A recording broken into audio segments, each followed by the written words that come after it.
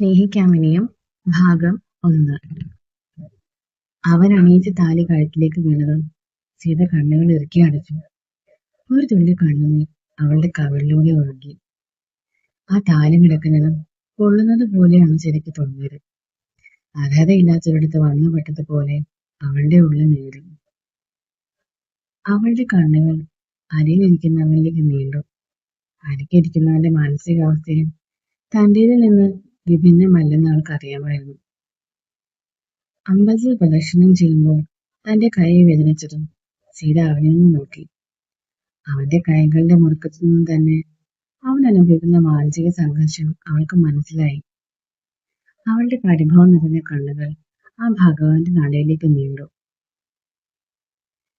ഇറങ്ങാറായി എന്ന് ആരോ പറഞ്ഞതും സീത അപ്പച്ചിയെ നോക്കി. അപ്പച്ചിയുടെ അനുഗ്രഹം വാങ്ങി കാറിലേക്ക് കയറുമ്പോൾ രണ്ടുപേരുടെയും കണ്ണുകൾ നിറഞ്ഞൊഴുകി. കരയുന്ന അപ്പച്ചിയെ വേണുമാഷ് ആശ്വസിപ്പിക്കുന്നത് കണ്ടതും ചുട്ടുപൊള്ളുന്ന അവളുടെ ഹൃദയത്തിന് നേരിയൊരു തണുപ്പ് പടർന്നു.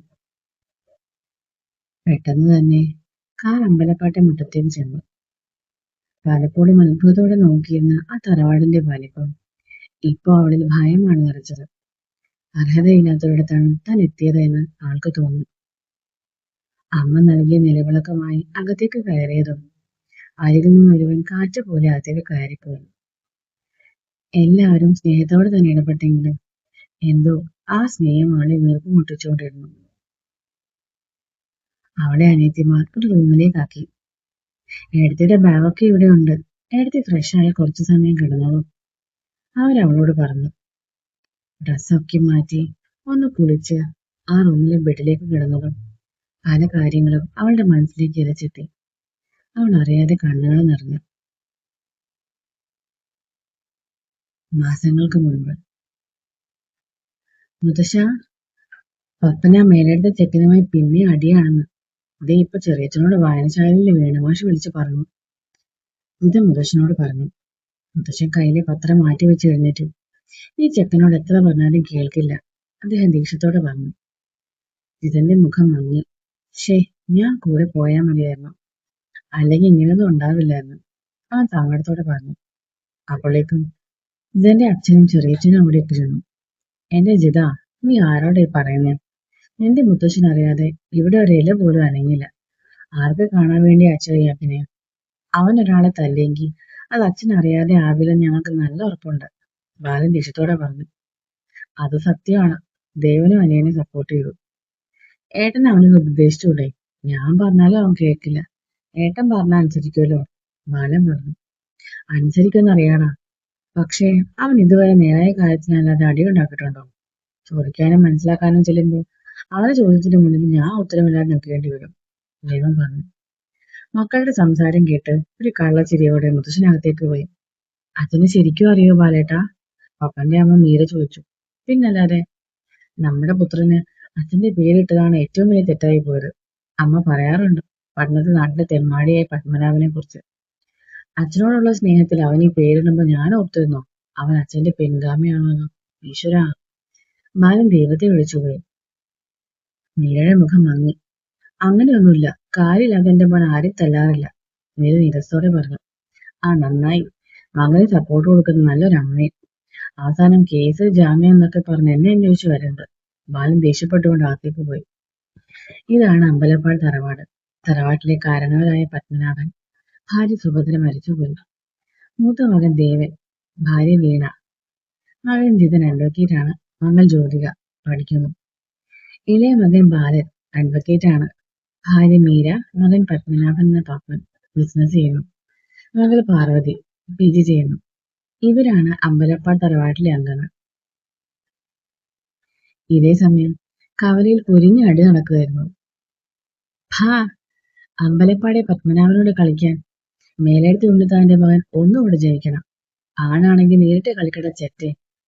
ബിസിനസ് നേരാണ് വേണ്ടത്, അല്ലാതെ ഇനി ഇതുപോലുള്ള നാറിയ കളികൾ കളിച്ചാലുണ്ടല്ലോ ഞാൻ വരും അങ്ങോട്ട് നിന്റെ മേലെടുത്തേക്ക്. വിഷുവിനെ ചവിട്ടി തെറിപ്പിച്ചുകൊണ്ട് പപ്പൻ അവന്റെ ജീപ്പിലേക്ക് കയറി. കണ്ണാ, തറവാട്ടിലേക്ക് കിട്ടോ, ഇന്നേരം ന്യൂസ് എത്തിയിട്ടുണ്ടാവും, ഇപ്പോഴേ ചീത്ത കേട്ട രാത്രി സുഖമായിട്ട് ഉറങ്ങാം. അവൻ സീറ്റിലേക്ക് ചാരി കണ്ണുകൾ അടച്ചു. അവൻ പോയതും നിലത്ത് കിടന്നവനെ ബാക്കിയുള്ളവർ എഴുന്നേൽപ്പിച്ചു. വിടടാ. അവൻ പിടിച്ച ആളുകളെ തള്ളി മാറ്റി. നിന്നോട് ഇതിന് പകരം ചോദിച്ചില്ലെങ്കിൽ എന്റെ പേര് മേലെടുത്ത് വിശ്വസിക്കുന്നല്ല, പകയോടെ പറഞ്ഞുകൊണ്ട് അവൻ ബുള്ളറ്റിൽ കയറി പാഞ്ഞുപോയി. ആളുകൾ അവര് പോകുന്നത് നോക്കി ആശങ്കയോടെ നിന്നു. ഹൂ, രണ്ടും പേര് കേട്ട തറവാട്ടിലെ ചെക്കന്മാര്. പക്ഷെ ഗുണ്ടകളെക്കാൾ കഷ്ടമാണല്ലോ ഇവന്മാരുടെ കാര്യം, ആരോ പറഞ്ഞു. വീട്ടിലേക്ക് കയറിയതും പപ്പൻ കണ്ടു ഉമ്മറത്തുലാർക്കുന്ന മുത്തശ്ശനെ. കാര്യം ഗുരുതരമാണെന്ന് അവന് മനസ്സിലായി. എന്തും നേരിടാൻ തയ്യാറായിട്ടാണ് അവൻ അകത്തേക്ക് കയറിയത്. എന്താണ് നീ ഒപ്പിച്ചത്? അവനെ കണ്ടതും മുത്തശ്ശൻ ചോദിച്ചു. പിന്നെ നമ്മുടെ ഓഫീസിലെ ജോലിക്കാരനെ കൂട്ടുപിടിച്ച് നമ്മൾ ചതിക്കാൻ നോക്കിയ അവനെ ഞാൻ പൂവിട്ട് പൂജിക്കാം. അപ്പം പല്ല് ഞെരിച്ചു. അതിന് വഴിയിലിട്ട് തല്ലുകയാണോടാ ചെയ്യുന്നേ? പുഴക്കരയിലെ ഗോഡൌണിൽ കൊണ്ടുപോയി ഇത് ചെവി പറയാതെ കാര്യം സാധിക്കണ്ടേ? ഇതേ മുത്തശ്ശ, എന്നെ കൊണ്ടൊന്നും പറയിപ്പിക്കരുത്. നാറിയ കളി കളിച്ച് അവനെ രഹസ്യമായിട്ട് തല്ലാൻ പപ്പൻ വേറെ ജനിക്കണം. എന്താണേലും നേർക്ക് നേരെ മതി. ഇനി അവനെന്തേലും കാണിച്ചാ അവന്റെ കുടുംബത്തെ കയറി തല്ലിഞ്ഞ്, അപ്പൻ ദേഷ്യത്തോടെ പറഞ്ഞു. അത് കേട്ടുകൊണ്ടാണ് ബാലനും ദേവനും ഉമ്മറത്തേക്ക് വന്നത്. കണ്ടോ ഏട്ടാ, അവന്റെ അഹങ്കാരത്തിന് എന്തെങ്കിലും കുറവുണ്ടോ നോക്കിയേ. തെരുവ് ഗുണ്ടകളെ പോലെ തല്ലുണ്ടാക്കിയതും പോരാ, അവൻ ന്യായം പറയുന്നു. ബാലന് നല്ല ദേഷ്യം വന്നു. അച്ഛാ, എന്റെ ഭാഗത്ത് ന്യായം ഉണ്ടായിട്ട് തല്ലിയത്, അപ്പം പറഞ്ഞു. നിന്റെ ന്യായം എനിക്ക് കേൾക്കണ്ട പപ്പ. പാറുവിന്റെ കല്യാണമാണ് വരുന്നത്. വെറുതെ പ്രശ്നങ്ങൾ ഉണ്ടാക്കരുത്, അവനോട് രൂക്ഷമായി പറഞ്ഞുകൊണ്ട് ബാലനകത്തേക്ക് പോയി. അതേസമയം മുറ്റത്തേക്ക് ഒരു പോലീസ് ജീപ്പ് ഇരച്ചു വന്നു. എല്ലാവരും പകച്ച് പപ്പനെ നോക്കി. ആ മുഖത്ത് പുറ്റഭാവം മാത്രമേ ഉണ്ടായിരുന്നുള്ളൂ. മുറ്റത്തേക്ക് ഇരച്ചു വന്ന പോലീസ് ജീപ്പ് കണ്ട് എല്ലാവരും ഒരു നിമിഷം പകച്ചുപോയി. പക്ഷെ അതിൽ നിന്ന് ഇറങ്ങിയ ആളെ കണ്ട് എല്ലാവരുടെയും മുഖത്ത് ആശ്വാസം നിറഞ്ഞു. മനു, നീയായിരുന്നോ? വിധൻ ചോദിച്ചു. അതേടാ, ഇവനെ അറസ്റ്റ് ചെയ്യാൻ വരേണ്ടതായിരുന്നു. പക്ഷെ മറ്റവന് പരാതിയില്ലെന്ന് പറഞ്ഞു. നിയമത്തിന്റെ വഴി അവമായി പോകുന്നില്ലെങ്കിൽ മറ്റേതെങ്കിലും വഴി പണി വരാൻ സാധ്യതയുണ്ട്. കേട്ടോടാ തെമ്മാടി, അവന് പപ്പനെ നോക്കി പറഞ്ഞു. ഓടാ പുല്ലേ. പപ്പൻ ശബ്ദം ഉണ്ടാക്കാതെ ചുണ്ടും മാത്രം അനക്കി അവനെ വിളിച്ചു. മോൻ അകത്തേക്ക് കയറി ഒരു ചായ കുടിച്ചിട്ട് പോവാം, ദേവൻ പറഞ്ഞു. അത് പിന്നെ പറയണോ? മനു അകത്തേക്ക് കയറി. ചായയുമായി വന്ന പാറു ഇടങ്ങണിട്ട് അവനെ നോക്കി. അവൻ അവിടെ നോക്കി പുഞ്ചിരിച്ചു. കുറച്ചു നേരം എല്ലാവരോടും സംസാരിച്ചിട്ടാണ് അവൻ പോവാനായി ഇറങ്ങിയത്. ഇറങ്ങാൻ നേരം അവൻ ജിതിനെയും പപ്പനെയും നോക്കിയതും അവന്മാർ മനുവിന്റെ കൂടെ ജീപ്പിന്റെ അടുത്തേക്ക് ചെന്നു. എന്താടാ? അവര് ചോദിച്ചു. എടാ, അവന്മാരൊന്നും സൂക്ഷിക്കുന്നത് നല്ലതാ. ചതി ഏത് സൈഡിൽ നിന്നും വരാം, അതെപ്പോഴും മനസ്സിലുണ്ടാകണം, മനു പറഞ്ഞു. ഓക്കേടാ, ഞാൻ ശ്രദ്ധിച്ചോളാം. അവരോട് യാത്ര പറഞ്ഞ് അവന് ജീപ്പിലേക്ക് കയറി. ജീപ്പ് എടുത്തതും അവന്റെ കണ്ണുകൾ ബാൽക്കണിയിലേക്ക് പോയി. അവിടെ നിന്ന് അവനെ നോക്കുന്ന പാറുവിനെ കണ്ടതും അവനെ തലയാട്ടി അവളോട് യാത്ര പറഞ്ഞു. അവൻ കൺമുന്നിൽ നിന്ന് മറയുന്നത് വരെ പാറു അവിടെ തന്നെ നിന്നു. ഠോ! പാറു ഞെട്ടി തിരിഞ്ഞതും ജ്യോതിയായിരുന്നു. എന്താ ഇവിടെ പരിപാടി? മഴേട്ടൻ പോയല്ലോ, അവള് പറഞ്ഞു. ഇപ്പൊ പോയതേ ഉള്ളൂ, വാ താഴേക്ക് പോവാം. പാറുവും ജ്യോതിയും താഴേക്ക് ചെന്നു. പപ്പൻ ഹാളിലേക്ക് എന്നതും അവിടെ അച്ഛനും വല്യച്ഛനും മുത്തശ്ശനും കൂടിയുള്ള സഭ നടക്കുകയാണ്. അവൻ പതുക്കെ മുകളിലേക്ക് വലിയാൻ നോക്കിയതും ദേവൻ അവനെ വിളിച്ചു. എന്താ വല്യച്ഛ? പപ്പൻ അവരുടെ അടുത്തേക്ക് ചെന്നു. കൂടെ ജിതിനെയും വലിച്ചോണ്ട് പോയി.